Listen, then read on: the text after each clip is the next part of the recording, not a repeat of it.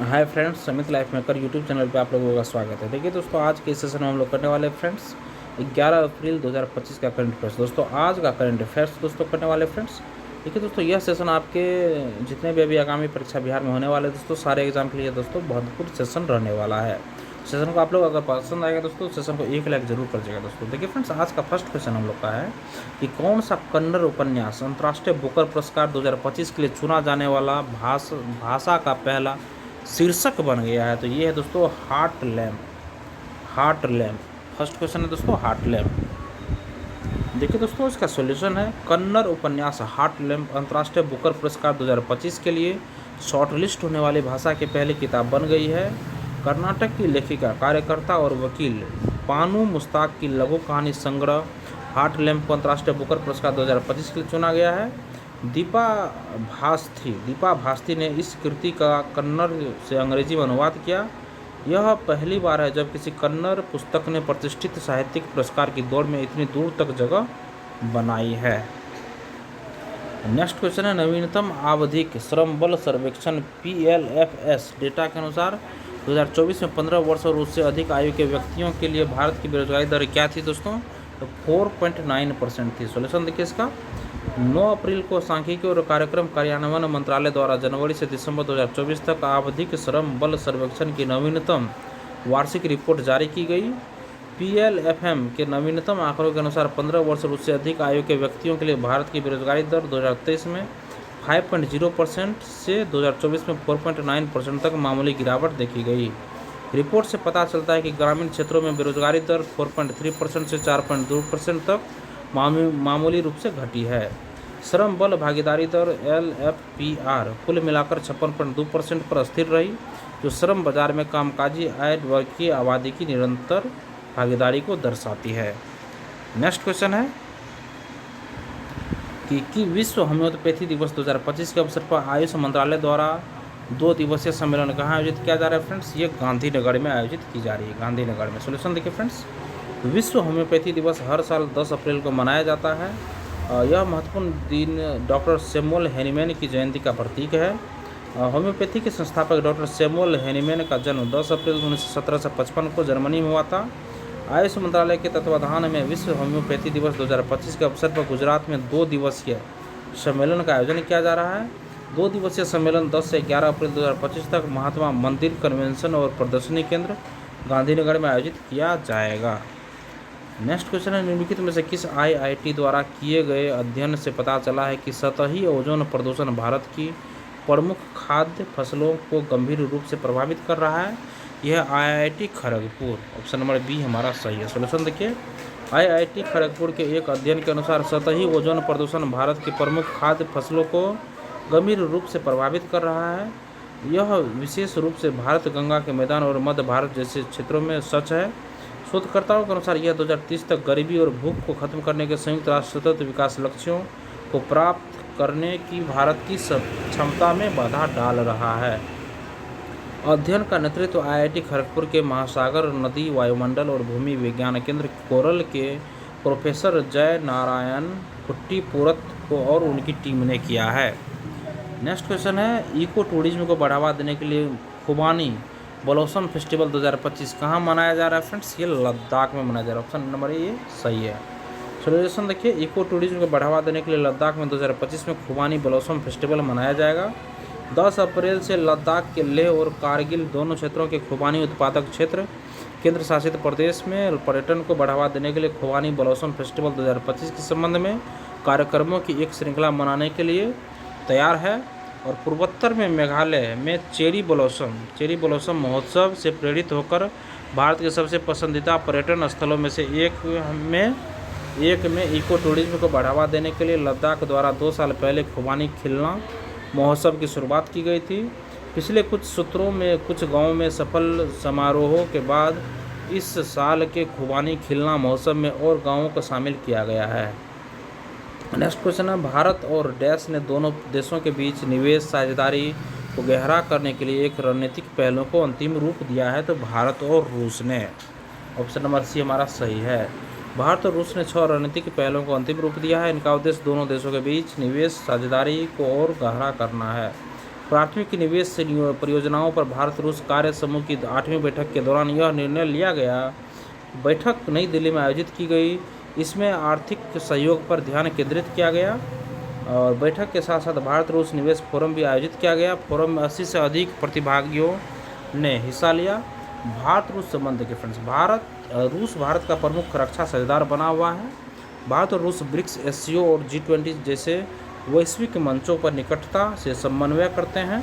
दिसंबर 2010 में दोनों पक्षों ने रणनीतिक साझेदारी को एक विशेष और विशेषाधिकार प्राप्त रणनीतिक साझेदारी के स्तर तक बढ़ा दिया। फार्मास्यूटिकल्स, IIT, इस्पात, हीरे, विमानन, उर्वरक, बुनियादी ढांचा, भारी इंजीनियरिंग और खाद्य उत्पाद भारत और रूस के बीच द्विपक्षीय आर्थिक सहयोग बढ़ाने के लिए प्राथमिकता वाले क्षेत्र हैं। नेक्स्ट क्वेश्चन है, RBI की मौद्रिक नीति समिति ने नीतिगत रेपो दर में 25 आधार अंकों की कटौती की है, जिससे रेपो दर डैश होगी। रेपो दर कितना होगी? रेपो दर 6% हो गई। सोल्यूशन देखिए, RRB की मौद्रिक नीति समिति ने नीति रेपो दर में 25 आधार अंकों की कटौती की है। इससे रेपो दर 6% हो गई। यह MPC द्वारा लगातार दूसरी बार की गई कटौती है। अस्थायी जमा सुविधा SDF दर अब 5.75% है। सीमांत अस्थायी सुविधा MSF दर और बैंक दर अब 6.25% निर्धारित की गई है। देखिए, अस्थायी जमा सुविधा SDF दर अब 5.75% है। सीमांत अस्थायी MSF दर और बैंक दर 6.25% है। रेपो दर 6% है, याद रखिएगा। नेक्स्ट देखिए, तीसरी बिम्स्टेक कृषि मंत्री स्तरीय बैठक 2025 कहाँ आयोजित की गई है? ये काठमांडू में आयोजित की गई। काठमांडू में तीसरी बिम्स्टेक कृषि मंत्री स्तरीय बैठक 2025 काठमांडू में आयोजित की गई है। सोल्यूशन देखिए, तीसरी बिम्स्टेक बहुक्षेत्रीय तकनीकी और आर्थिक सहयोग के लिए बंगाल की खाड़ी पहल कृषि मंत्री स्तरीय बैठक 10 अप्रैल 2025 को नेपाल की राजधानी काठमांडू में आयोजित की गई। बैठक के दौरान भारत ने कृषि में सहयोग बढ़ाने के लिए नेपाल के साथ एक समझौता ज्ञापन MOU पर हस्ताक्षर किए। पहली बिम्स्टेक कृषि मंत्री स्तरीय बैठक 12 जुलाई 2019 को म्यांमार में आयोजित की गई थी और दूसरी 10 नवंबर 2022 को भारत में आयोजित की गई थी। कृषि मंत्रियों की यह बैठक 4 अप्रैल 2025 को बैंकॉक, थाईलैंड में आयोजित 6ठे बिम्स्टेक शिखर सम्मेलन के कुछ दिनों बाद आयोजित हुई थी, जिसमें इसमें प्रधानमंत्री नरेंद्र मोदी और बिम्स्टेक सदस्य देशों के नेताओं ने भाग लिया था। नेक्स्ट क्वेश्चन देखिए, पंचायती राज मंत्रालय द्वारा शुरू किया गया पंचायत उन्नति सूचकांक PAI किसका मूल्यांकन करता है? ये दोस्तों ऑप्शन नंबर बी हमारा सही है, ग्राम पंचायतों की प्रगति का मूल्यांकन करता है। सोल्यूशन देखिए, पंचायती राज मंत्रालय ने हाल ही में पहला पंचायत उन्नति सूचकांक PAI लॉन्च किया है, जिसे देश की 2.5 लाख से अधिक ग्राम पंचायतों की प्रगति को मापने के लिए एक समग्र टूल के रूप में विकसित किया गया है। यह सूचकांक 9 स्थानीय सतत विकास लक्ष्यों SDGs के अनुरूप तैयार किया गया है। इसका प्रमुख उद्देश्य ग्राम स्तर पर सुशासन को सुदृढ़ करना और सतत ग्रामीण विकास को गति देना है। PAI का उद्देश्य दोस्तों पंचायत शासन और विकास का आकलन करने के लिए मानकीकृत उपकरण, पारदर्शिता, जवाबदेही और नागरिक भागीदारी को प्रोत्साहित करता है। नेक्स्ट क्वेश्चन है, हाल ही में केंद्रीय कैबिनेट ने सिंचाई आधुनिकीकरण के लिए कितने करोड़ आवंटित किए हैं? फ्रेंड्स, ये ऑप्शन नंबर सी हमारा सही होगा, 1600 करोड़ आवंटित किए हैं। सोल्यूशन देखिए, प्रधानमंत्री नरेंद्र मोदी की अध्यक्षता में केंद्रीय मंत्रिमंडल ने प्रधानमंत्री कृषि सिंचाई योजना PMKSY के तहत कमांड क्षेत्र के विकास एवं जल प्रबंधन उप योजना के आधुनिकीकरण को 2025-26 की अवधि के लिए मंजूरी दे दी है। इस योजना का नाम है command area development and water management. यह योजना वर्ष 2025-26 के लिए लागू की जाएगी। इस योजना के लिए प्रारंभिक कुल बजट 1600 करोड़ रुपये निर्धारित किया गया है। इस योजना के तहत किसानों को बेहतर सिंचाई सुविधाएं देने पर जोर होगा, जिसमें जल प्रबंधन को जल उपयोगकर्ता समितियों को सौंपा जाएगा। सिंचाई से जुड़े संसाधनों का संचालन अब ये समितियां करेंगी। सरकार इन समितियों को 5 साल तक मदद देगी। उन्हें FPO और PACS जैसे मौजूदा आर्थिक संगठनों से जोड़ा जाएगा।